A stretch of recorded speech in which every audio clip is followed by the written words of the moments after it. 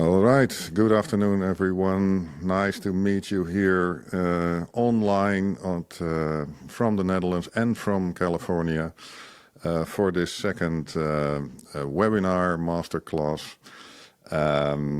Together with Bill, who is in California, we'd like to present you a second part of an interesting webinar titled Critical Thinking. That is the second one of three. We started in last February when we had the first session. We will now build on that one with the second session, and then in April we do the third one.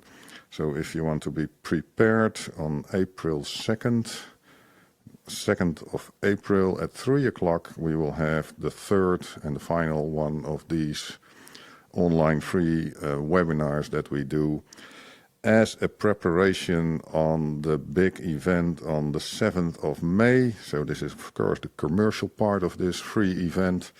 The 7th of May, we have the Management Masterclass. Then Bill will be here, and we will have a very interesting event where we will explore all sorts of aspects of management and how you organize and change an organization. Furthermore, I'd like to refer to the 20th of May. The 20th of May, we start with the Management Master course.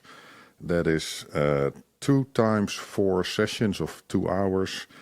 We did already do that with the Polish aerospace industry, a very interesting course. And that one will start on the 20th of May as well. So if you want to learn more, please go to our opleiding website and you will find all the details. So far the commercials, I hope that's okay with you. Then we slowly go over to the topic of today, where we will be talking about a few very interesting things. We've titled it Critical Thinking, and let's not tell anything, but otherwise I will bring you the clue. What we're going to talk about Six Sigma, we're going to talk about variations and CPKs, and Bill is very much in favor of CPKs, as you will learn today. Kidding. So we will have some interesting learnings. Please use your chat. Please feel free to ask your questions, to drop your comments in the chat if you like. We try to catch up as much as possible and see how we can integrate it in the whole event. At the end, and it takes an hour, and at the event we will have some questions and answers, of course, enclosed with this event. So that as an introduction. Shall we take it away, Bill? Sure. You start first? Okay. All right. Thanks, everybody, for being here. It's my understanding from Jeroen that a number of you were here for the first webinar and a month or so ago, and there's some of you who have not seen that. And so either way, if you were here for part 1, I would encourage you to go back and watch the recording on the Patagonia YouTube channel. Definitely, if you haven't seen part 1, you definitely want to go watch that. And so this session today is designed to follow what we did last month, not to repeat what we did last month, but I'll talk about highlights from last time. And it'll cover exactly what Jeroen just talked about. So here we go. And I will later on share the link of the YouTube video as well, so everybody can find it. All right. So I've divided this into a welcome, highlights from part 1, and then category thinking and continuum thinking, and that goes back to this sense of that's part of this critical thinking, is that we become aware of our thinking patterns. And so the 2 aspects we'll look at today are category and continuum thinking, and then delve into some depth there. And then process capability clarity. I can also say process capability confusion. Clarity is a nicer way to look at it. But some thoughts here. Counting, because the subtitle is discerning quantity and quality. We think of quantity as how many, So here, I'll just read what I've written. While counting from the number of employees to the number of products shipped last quarter is quantity-based, the differences between the entities being counted is quality-based, with a focus on use. For an aircraft manufacturer, if the parts of an airplane remained in boxes and were never assembled, then the variation in each part, as in the variation in employees and products shipped, would be hard to discern, because the variation appears in how well things are integrated into a system and how well the system performs day after day. And that's what we're going to look at today, building upon last time, and then next time going into more depth on this. And then in this master course, which is two different 8-week long sessions, we go into more depth. And in the master class on May 7th, still more depth. So this is just a tip of the iceberg. And so the influencers I mentioned last time are Junichi Taguchi, who I met in 1987, and then Dr. Deming, who I met in 1990, and then Russell Akoff, who I met in 2003.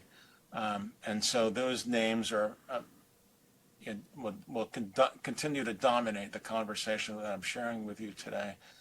When Russ Akoff would come to Rocketdyne, where I worked for 26 years, he would do a lecture on a regular basis, and he'd say, he'd quote Einstein, without changing our patterns of thought, we'll not be able to solve the problems we created with our current patterns of thought. And Russ would go on to say that today's problems come from yesterday's solutions. And there's a lot of wisdom in that thought. And so I was inspired by Russ because I had already been thinking about thinking patterns and are getting us stuck. And I started thinking about that, in the early 90s. So this journey that I'm on started in the early 90s. So I want to give you some highlights from what we did last time. And so in Dr. Deming's last book, the New Economics, he would say, and I was in his very last 4-day seminar, and in there he would say to an audience, are we in favor of quality improvement and the improvement of quality? And he would say, let's do a secret ballot. Everybody says yes. But what's missing in that question is, what do we mean by quality? And what I want to get to today is how most organizations treat quality the way we treat counting. Counting comes from looking at things in isolation and saying, that's a part, that's a part, that's a cloud in the sky, that's a cloud in the sky. And counting is based on seeing things in isolation. And the majority of how quality is practiced today is looking at things in isolation. So when you look at something and say it is good, you are by definition looking at it in isolation. And what I want to share with you is looking at quality as part of a system. When you look at something as part of a system.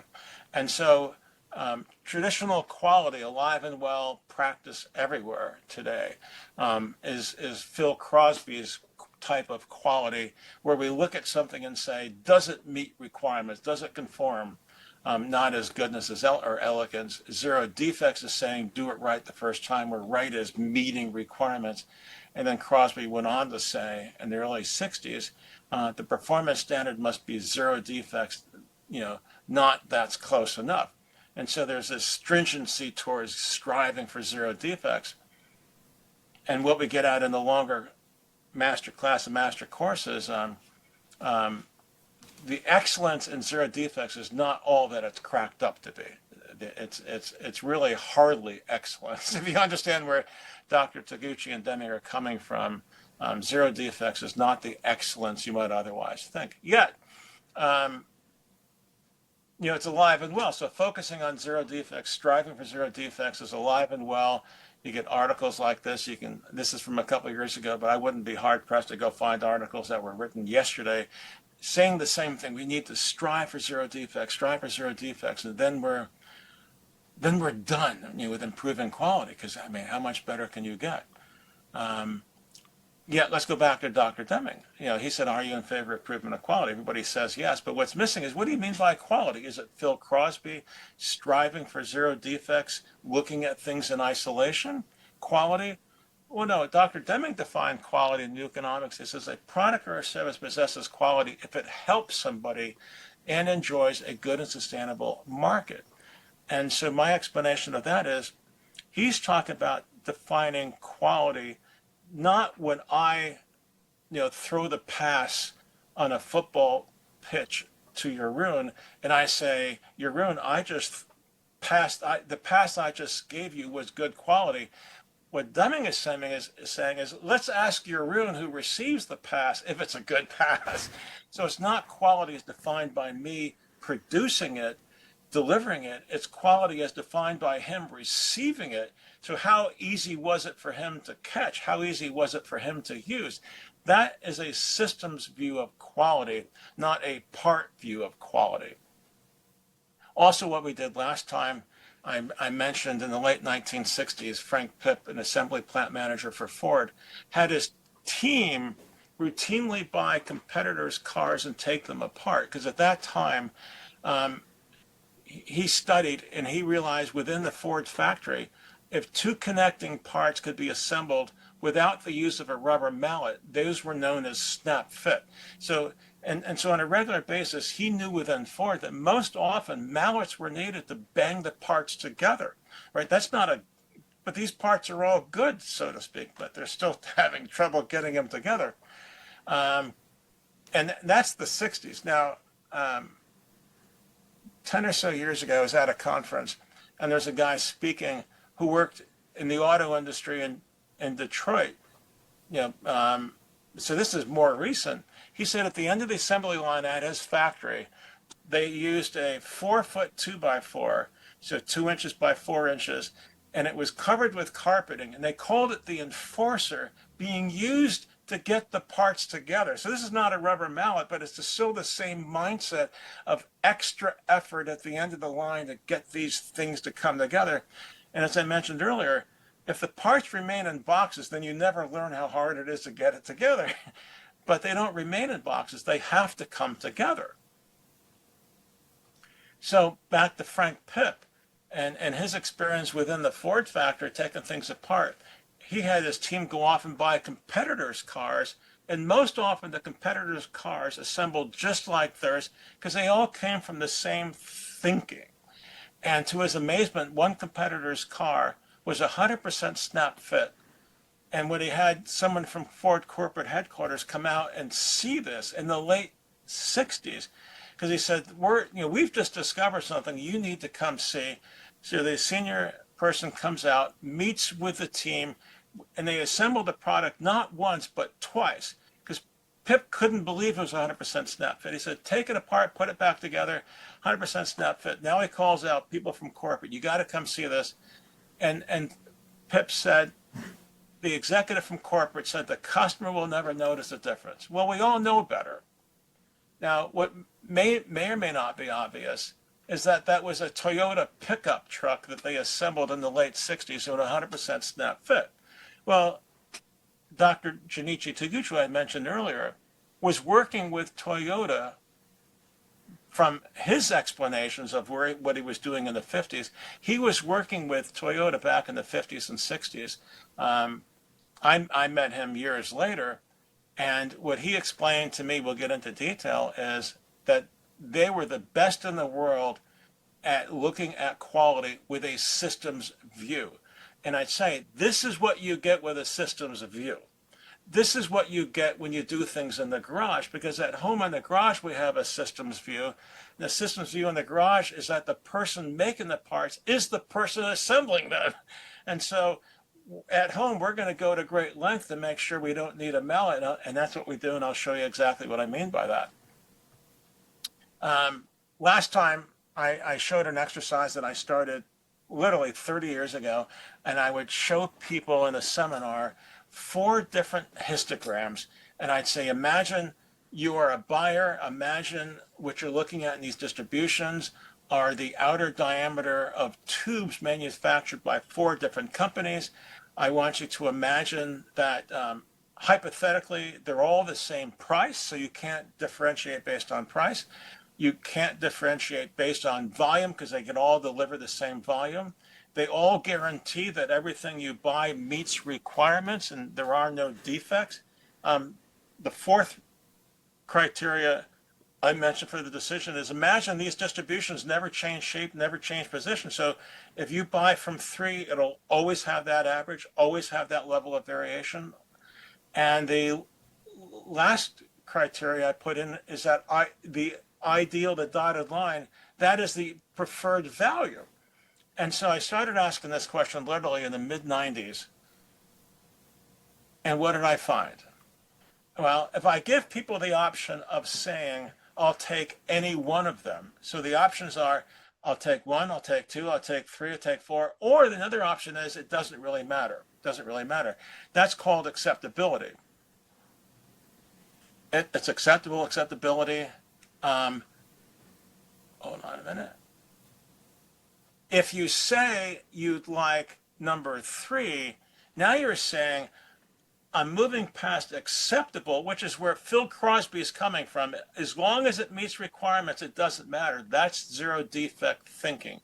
As soon as you say, I like 3, when you understand what desirable means, that's desirability, not acceptability. So I can say that's desirable, that's desirability. And so one of the things I want to point out is that first of all, when I ask this question, the majority of people select number 4, I think that, and we did this in a survey last month, and so it's most people will select 4. The second choice is 3, but what I continue to find whenever I ask this question is that 4 dominates the response. And what I want to add to that is that's got nothing to do with a focus on ideal. It's a focus on consistency, and I want to explore that more today.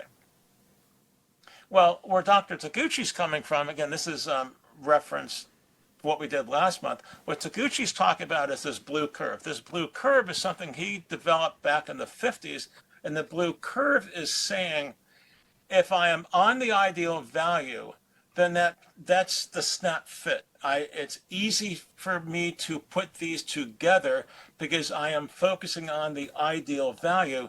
And what Taguchi is proposing with this blue curve is that as I move a little low or a little high, then the amount of effort required is a little bit more and gradually more and more, right? So where's that thinking come from? We're gonna explore that. That's called integration loss. So Taguchi calls it quality loss. I think an easier way to think of it is that's the effort required to use this. So what Taguchi's talking about is not when I pass the ball to Jeroen, me saying it's good. It is looking at him receiving it and saying, how easy was it for him to use? And what I learned from Taguchi is that the impact on the next person using the integration could be, right? It could be very steep, which means if you're a little bit off target, it really matters. It could be maybe not as bad, or it could be this lower curve. In one of the last conversations I had with Taguchi, he said that Toyota has a database of these blue curves, and they use that to know how to place the distributions. So if the curve is the lowest curve, then what does that mean? It means you don't need to spend a lot of time having less variation from the ideal because the consequence is not significant. And I remember, and maybe we should add an example, Bill. Yes. I remember your example of the flyers who flew the space shuttle, the trained flyers who were used to use a flight deck ship, and they had to fly the space shuttle and land it exactly on the. Can you repeat that example? Because yes. then everybody understands immediately the blue curve. Yeah. If you're a fighter pilot landing a fighter plane on an aircraft carrier, boy, if you're not in the center of the runway, you vary too much. You're in the ocean. But if you're landing the space shuttle, at the Kennedy Space Center and you've got a very wide runway, then that's more like the lower curve. We can be, a little bit off and it doesn't really matter that much. And that's what Taguchi is talking about is how far you are from target could matter a lot. You end up in the ocean, or you crash into the structure of the aircraft carrier, or you've got a lot of room, right? So that could be, driving down the highway, you're on a very narrow road and it matters, or you got a very wide road. But still what we're talking about is desirability is where Taguchi is coming from. And then these blue curves is saying, how much difference, how desirable is it? Is if you're landing on the aircraft carrier, then it's really desirable to be close to the middle. And if you're landing on a dry lake bed and it's very wide, then acceptable may be all we need. But in either case, going back to what you were saying, in either case, we're saying we're looking at the quality relative to the system that we're operating in. And the difference between landing on an aircraft carrier and landing at the Kennedy Space Center comes from awareness of the greater system. And what I'll share with you in a few slides is we have that appreciation at home. Because at home, we have a sense of how this is being used. All right. Now I want to get into these two categories of two types of thinking, category thinking and continuum thinking. And so acceptability and desirability are two different modes, two different categories of thinking. So in category thinking, we have to have at least two categories. So one could be acceptability, one could be desirability. Let's go to Six Sigma quality. The Six Sigma methodology is a methodology for continuous improvement aimed at reducing variations and defects in processes. Its objective is to achieve a high level of quality by limiting defect rates to less than 3.4 per million opportunities. Well, I've highlighted defects, quality, and defects rates. This is an acceptability mindset, right? I mean, how do I know that? Because we're talking about defects. We're talking about defect rates. We're defining quality in a Phil Crosby mindset that if you're within requirements, there are no defects. And boy, isn't that the best? That's acceptability. That is acceptability. And I'm not saying there's not a place for acceptability, but this is not desirability. This is not focusing on how things come together. So if you want to focus your quality management on how things come together, acceptability is not the means to do that. But again, depending on how flat that curve is, acceptability may be okay. Maybe I can add a nice example. I had this week, if you let me, Bill, I was doing an internal audit with a company on several departments, and all the departments had KPIs. Well, if the audience listening now may be not working with Six Sigma, but I'm pretty sure there are KPIs in the organization. And I was interviewing managers, and there were a few examples where the managers were literally studying the KPIs in the sense of the number was above the KPI, so everything was good. And I asked, and now what? Nothing. It was good. The KPI was good, so we stopped everything. That's acceptability. Yeah. Perhaps you recognize that in your organization. Do you work with KPIs? You might have the mindset of acceptability. Yeah, and so now you add on to that, Jeroen, you give everyone a goal, and they all meet the goals. What does everybody say? My thing is good. But are they looking at how their work affects others? That's where you're coming from. That's the main question. And in this case, the KPIs had nothing to do with the receiving end of the process. Yeah, how is that affecting the rest of the organization? Yes. And so, but again, the one thing we want to bring out is in organizations that we'll look at in more detail and the next seminar, we talk about organizations as usual and organizations as unusual. And what's unusual is to look at things with a systems view. What's usual is to focus on acceptability only. What we're going to look at in more detail next time is what's unusual is choosing desirability where desirability makes sense and choosing acceptability where acceptability makes sense, as opposed to only knowing about acceptability, which is what most organizations are doing. Now let's talk about variation. So there's deviation from the ideal, from that ideal value, and there's deviation from each other. And so let me relate it back to what we just looked at, right? If we look at these 4 different distributions, well, the purple one, number 4, which is the one that people typically tick as, if given a choice, which would you rather have, most will select 4. That has to do with deviation from each other. The green curve has to do with deviation from the ideal. 2 different focuses on variation from each other, variation from the ideal. And so the question then becomes, if you look at deviation from ideal and deviation from each other, which term, deviation from ideal or deviation from each other, represents the standard deviation of a set of data? Okay, and so over to you, Jeroen, for the... Yes. So we're going to switch now to Mentimeter. That's an exercise we did last time as well. So if you stop sharing, is it either deviation from ideal or deviation from each other? Take your time. Everybody has to start up Mentimeter, understand that. So take your time. Go to menti.com, type in the 26044635 and give your opinion on this question that Bill just raised in his presentation. And we're very interested in your thoughts about this. Are you the ones going with the purple one, or have another idea? Deviation from ideal or deviation from each other? First numbers are arriving, and well, Bill, it looks like the first one is still now most in favorite. Somebody with another opinion, that's good. It's interesting for the discussion. See what happens next. We have about 19 participants, 20 participants I thought, so let's see where this goes. Takes a while. By the way, we're going to do a few more Mentimeter questions in the due course of this webinar, so keep your Menti open.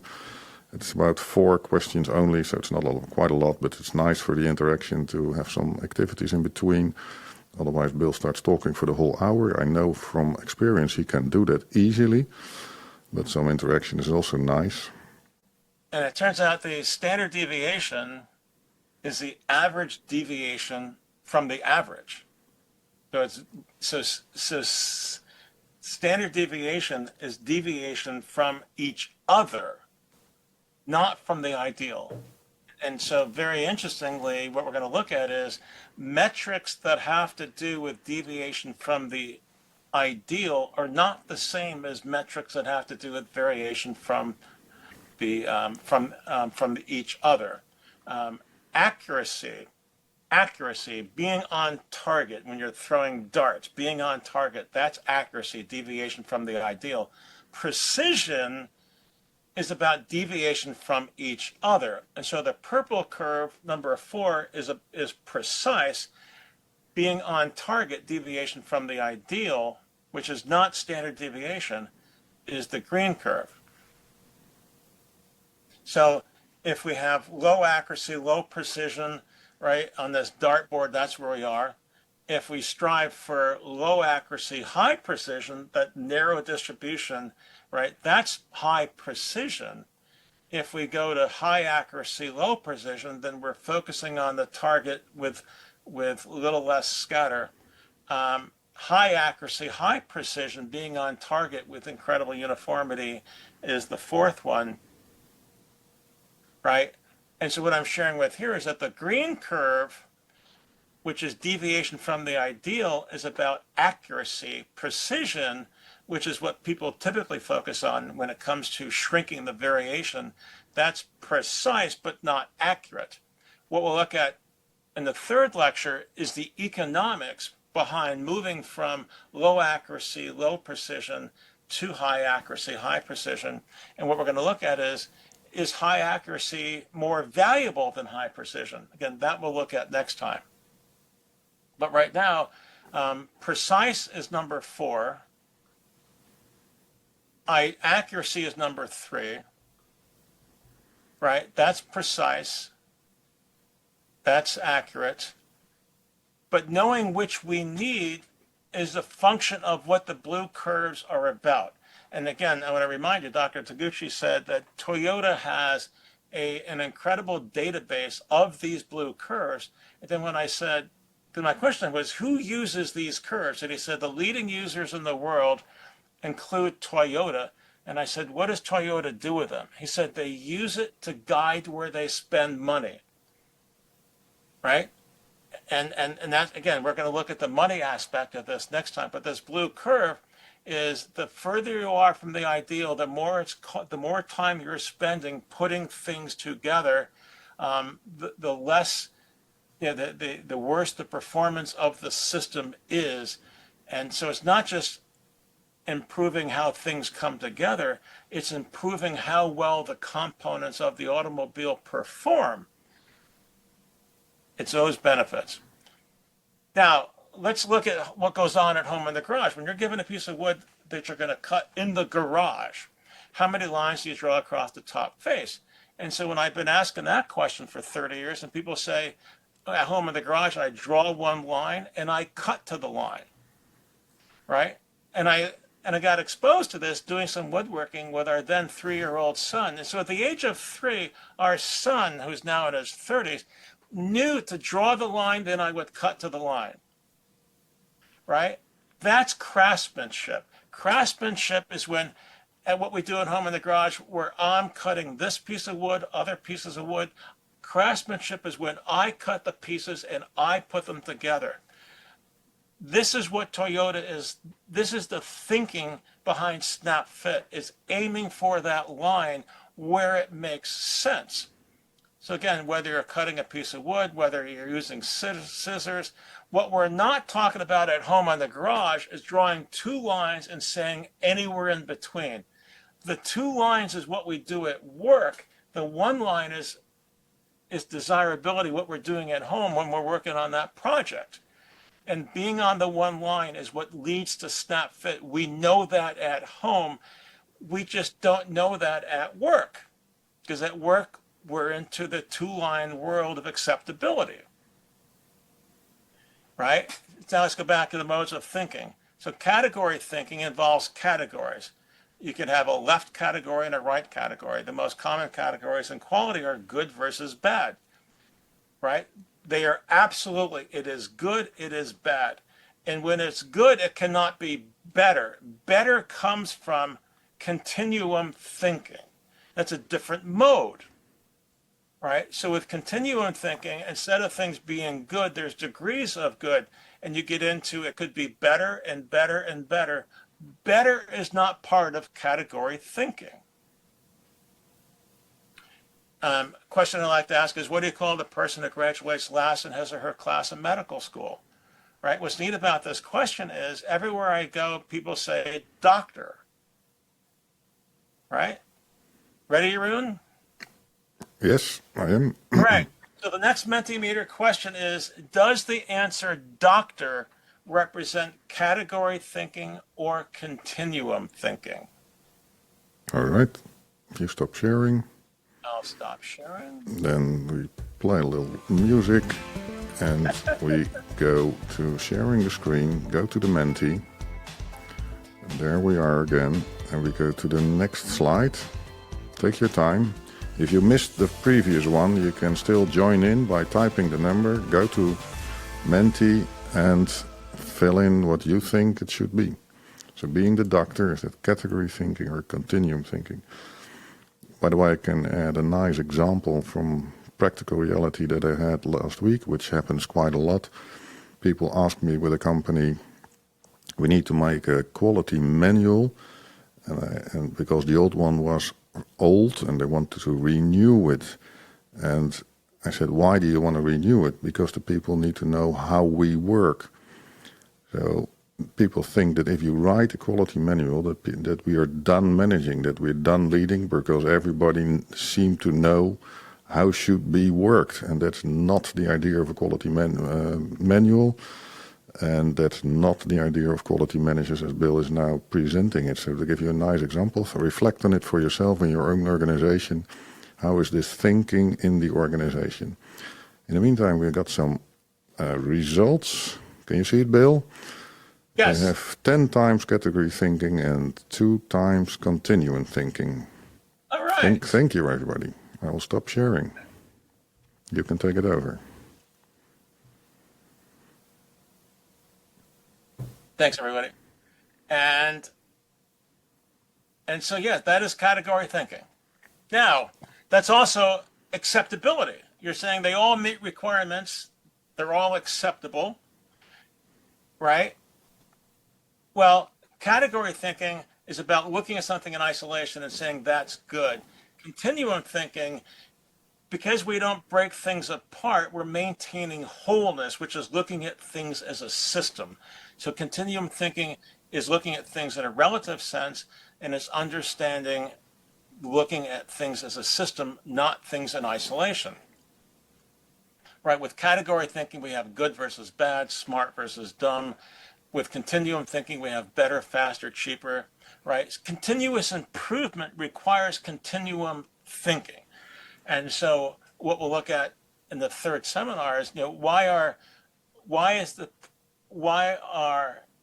business as usual focusing on defects? Why do we spend all this time chasing defects? Why don't we work on the things that are good and make them better? Because in category thinking, better does not exist. In order to have continuum thinking, you have to shift into a systems view. That is the opportunity that Jeroen and I are talking about. Right? Which mode of thinking, I ask people, are we using when we seek a recommendation for a heart surgeon? That is continuum thinking, because now we're saying, of all those heart surgeons out there that meet requirements, I want this one, right? I want that doctor. That's right. I want that parking spot. That is desirability thinking, which is inherent in continuum thinking, right? Now, which mode of thinking are we using when we count sheep, count customers, or count the number of goals scored last season by Lionel Messi? That is category thinking, because we're saying a goal is a goal is a goal, right? That's counting. Counting comes from looking at the goals in isolation. It's not saying that was an easy goal, that was a difficult goal. It's just saying a goal is a goal. The process of counting, this gets back to discerning quality and quantity. The process of counting ignores the differences between the items in a category. It says all doctors are the same. Everything that meets requirements, they're all the same. They're all defect-free. They're interchangeable. That's the mindset. And what Frank Pippet Ford realized is that interchangeable does not mean I don't need mallets. He said, even if they're within requirements, I might need mallets.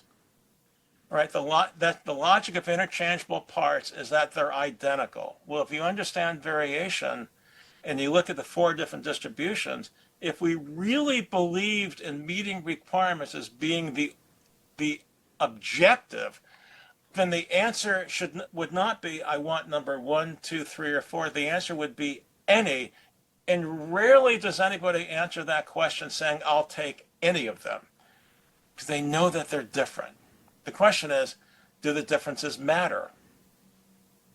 Right? We think they're perfectly interchangeable, but that doesn't get us into the realm of appreciating what Dr. Taguchi contributed to Toyota that gives us snap fit assemblies. And again, what I'll show next month is how we use the snap fit assemblies in the manufacture of rocket engines. Next, process capability indices. Right, for a process which is in control, you think of this blue curve. It has control limits. The control limits, the upper and the lower, come from standard deviation, which is deviation from each other. We think of the control limits, the variation within the upper and lower control limits if we're using statistical process control. So the capability, the simplest capability index that most people have heard about is C sub B. What is the capability of the process to do what? To meet requirements, right? And so what we're doing here in the equation we'll get to on the next page, the capability of the process, C sub P, we get from taking the distance between the requirements and dividing it by the distance between the control limits. And you think, well, we want it to be greater than 1. And so if you like distribution to be really narrow, and this is where the Six Sigma people come from, what they're saying is, I only want to use a small portion of the tolerance. That is not what Taguchi is talking about. I want to get into that next. So focusing on uniformity in isolation is C sub P's. So if I take on this curve and for this set of data, and I take the brown arrow, that's the distance between the requirements, and divide it by plus or minus by 6 standard deviations, right? You just figure out in your head, that if you take this long curve and that distance and divide it by the 2 green curves, right? What is that ratio? It's around 2. Well, so what does that mean? Let's look at that. All right. Next thing is to point out that the C sub P is not based on this average, right? So this little thing over here called average, not part of the thinking behind the C sub P. Well, the Six Sigma people have a way of dealing with that, and that's called C sub PK. And C sub PK comes from CPU, which is CP upper, and CP upper, I take the upper spec minus the average, that's that distance, and divide it by 3 standard deviations, that's CP upper.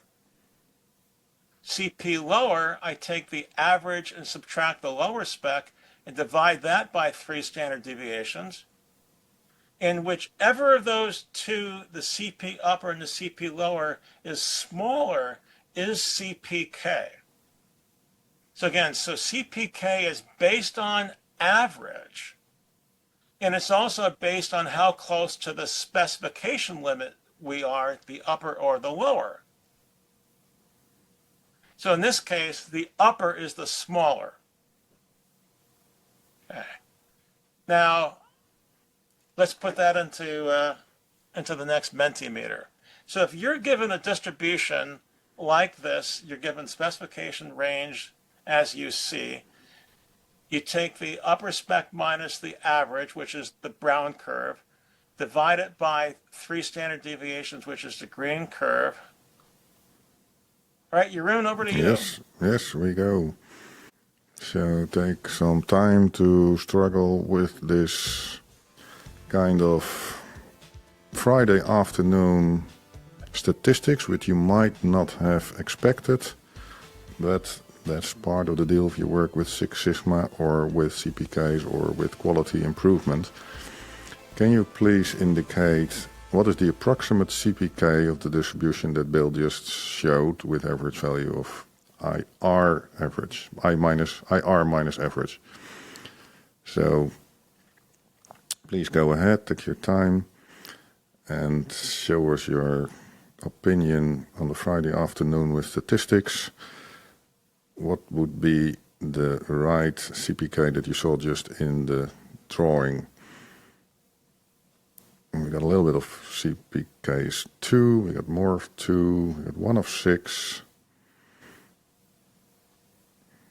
It's always a difficult part, this, because CPKs is not a favorite subject of people normally, because it has to deal with statistics. But if I give you a practical example of this in the practical reality, as I was in a factory this week and I heard a lot of noise of people, of operators banging things together. I heard all kind of noises that should not be there in a factory, and it indicates that operators are working hard getting things together. So if you're in a factory and you hear mallets and other tooling working, then there's probably something wrong with the CPK.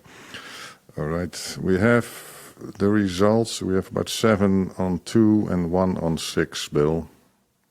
Yes. And now let's look at a second distribution.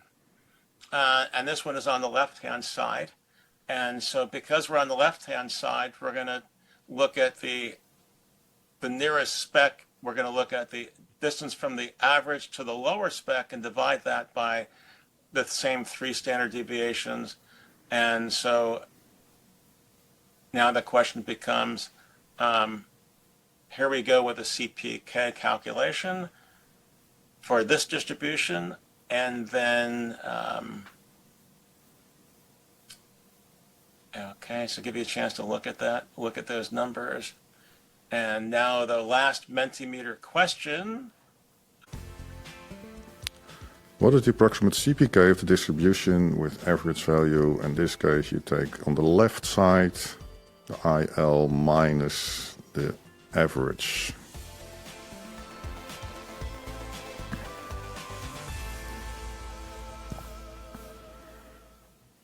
Yeah. We'll go for the 7. Okay. Thank you, everyone. Oh, sorry, they go for the 2. There are 7 that go for the 2. So, yes, go ahead. All right. And so to look at those 2 again, both distributions, as you're seeing in the Mentimeter results, both distributions have a CPK of 2. And what does that mean? It means in both cases the distance from the average to the nearest tolerance. So if the one on the right, the average to the nearest tolerance divided by 3 standard deviations is 2, which means the distance from the average to the upper spec is 6 standard deviations. And likewise for the other distribution where we have a different average and a bigger standard deviation, and likewise the distance from the average to the lower spec is 6 standard deviations. And so part of the reason I designed these to be CPKs of 2 is to either introduce you to the sense that this is where Six Sigma quality is coming from, saying we need to have 6 standard deviations from the average to the closest spec. What you're also seeing here is that 2 distributions can have the same CPK. Turns out there's an infinite number of distributions with a CPK of 2.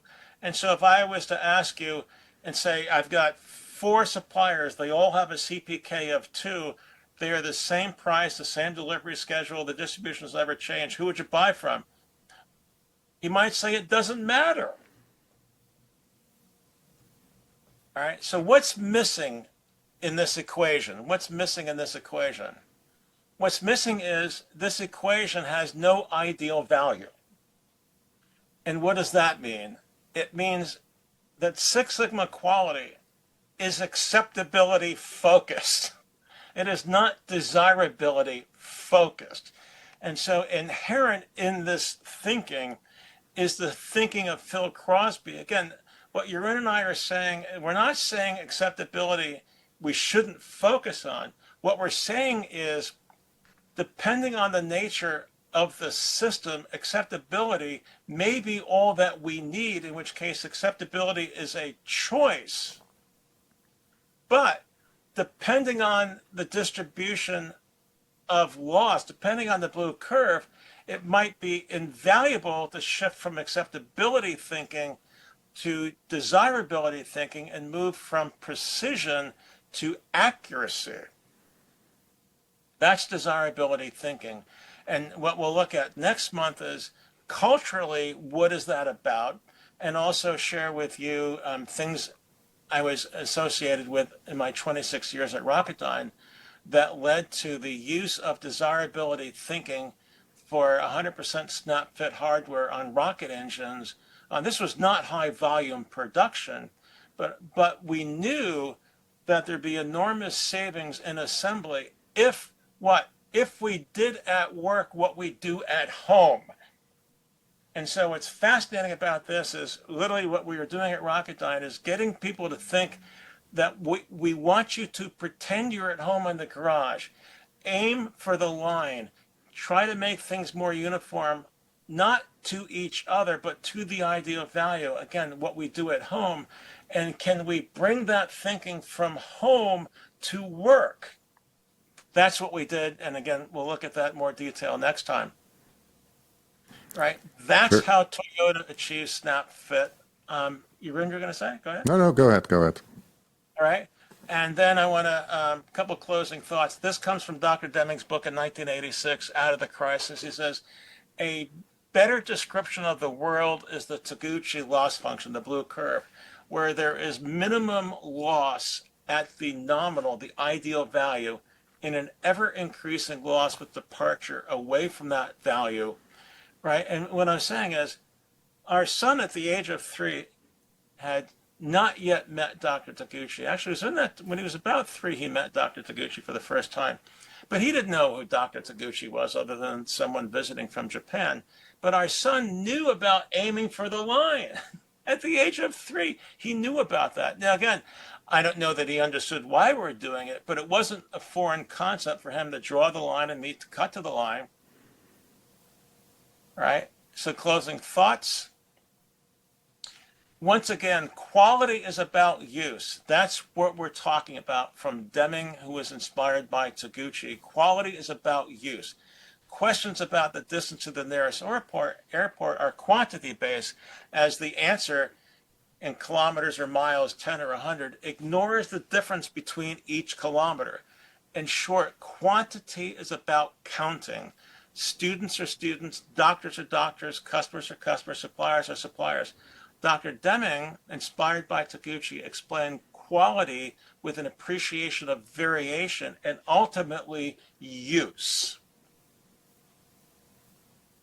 Thank you very much. Wonderful. Okay, let's go to a final part of the session, and let's see if there are some questions. Are there any questions from the audience? Somebody wants to share an experience, or do you have a question? Yeah. Yes, please. Can I ask a question? Yeah. Yes, please. Go ahead. One thing for the son from Bill to say that if people have never seen that people actually get spoiled during the age, is that you can see toddlers, they have manual lifting. I don't know if you've ever seen it. So toddlers, they don't make any mistake in manual lifting, while adults, that is a whole training to learn them. The same is actually with the whole, this thing from Six Sigma. I've never liked it, but we can see that the whole idea from Taguchi, where we have to aim on the nominal. But I'm really wondering that people should doch have experience in where we came from manual controlling to numeric controlling, and where things totally didn't fit anymore. But I have another question. Can we say that AI, that is then category thinking? AI, artificial intelligence? Yeah, is that then category thinking? But because can AI improve then? Well, I would say,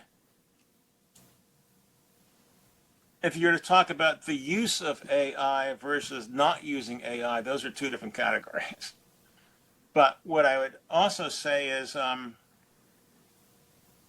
use of, one of the things Dr. Deming was concerned about is that applying technology doesn't change the culture. So what Dr. Deming learned back in the 90s is that that the use of technology alone was not Toyota's advantage. Toyota's advantage was about thinking about things as a system supported by technology. So if you're using AI in a Deming company, I mean, all to say means that the use of AI will not change the culture. If you're acceptability based, meeting requirements is all we have to do, I doubt that the culture is going to be changed by AI. What we'll look at next time is what does it take to change the culture? So that's what I would say is technology is fantastic, but it doesn't replace the culture. It gets used within the existing culture. Absolutely, I agree with that. So if you want to use AI, for instance, for making a text, or yesterday I got a question from a customer. I did an internal audit. Do you use AI to write the audit report? Well, you may use it, but it depends on your mindset. So at some point, when you're done with AI, you have the results, do you think now it's good? Or do you think, what is the purpose now, and can my customer use it properly or not? Does it need to be improved or not? But if you only use AI to create something from your own perspective, and then you're done, then you're still in category thinking. Doesn't solve anything. So what Bill tries to emphasize is, it starts with our mindset, and then we see how we use the tools. Yeah, and brilliant, Jeroen. Again, going back to the quality documents, Yeah. using AI to write the document without understanding how the document is used is not what we're talking about. It's watching how it's used and then using AI to improve its usefulness. That is okay. Yeah, of course. Just to do what we already do, looking at things in isolation, that is not the path that Dr. Deming was talking about. What Deming's talking about is shifting our focus from my task to how does my task fit into a bigger system. Thanks, Jeroen. Great question. We get a question about AI quite a lot, so I like the question a lot. There's a lot of thoughts to do about that, so thank you very much. Any other questions? What else comes to mind if you listen to this story? You don't have to be a brilliant statistician. I'm not myself. Bill is brilliant. I'm not. But if you walk into a factory and you hear what's happening there, you can draw the same conclusions without understanding CPKs. Then we are going to a closing. Thank you very much for your attendance. Appreciation from Bill and myself very much that you spent the time, took the time to join us. So if you like this and you want to join it again, please put in your agenda the 2nd of April at 3 o'clock. Then we will be back, and then we go from statistics to economics and to culture, and that's how we can see how the connection is there. That's one of the things I like very much. All right, if you want to join with other colleagues, with your team leaders, your managers, please feel free to share the link, and we will see you then next time. Thank you.